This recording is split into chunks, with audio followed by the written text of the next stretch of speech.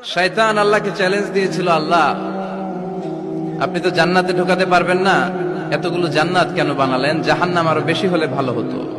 আল্লাহ বললেন কেন? শয়তান বলে, আল্লাহ এই সবগুলারে আমি ওয়াসওয়াসা দিয়ে মুনাফিক বানিয়ে নাস্তিক বানিয়ে জাহান্নামে ঢুকাবো।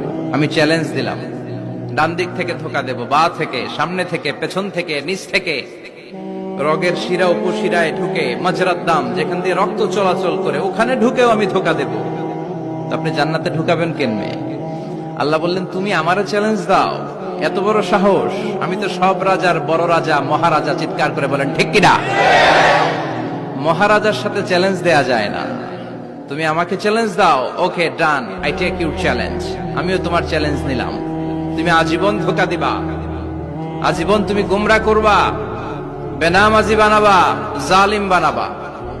কিন্তু আমার বান্দা কোন তাফসীরুল কোরআনের মাহফিলে এসে, কোন এক ওয়াক্তের নামাজে মসজিদে ঢুকে, অথবা মাঝরাতে ঘুম ভেঙে গেলে তাহাজ্জুদের জায়নামাজে চোখের পানি ছেড়ে যখন ক্ষমা চাইবে, আমি সব গুনাহ মাফ করে দেব, তুই কি করবি?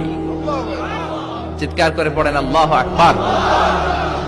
এজন্য ভুল নাই এমন কোন মানুষ নাই, ভুল হয়নি শুধু নবীদের, এজন্য তারা মাসুম। আহলুস সুন্নাহ ওয়াল জামাআর ইতিকাদ হচ্ছে নবীদের কোনো ভুল নাই, ঠিক কিনা?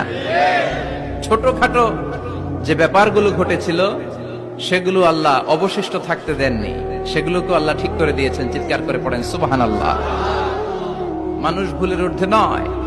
কুল্লুকুম খাত্তা, তোমরা সবাই ভুল করো।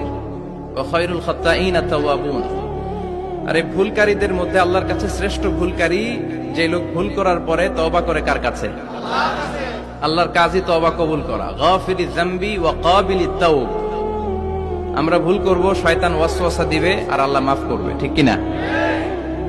কি আল্লাহ আমরা পাইছি, উনি মাফ করার জন্য বসে থাকে 24/7।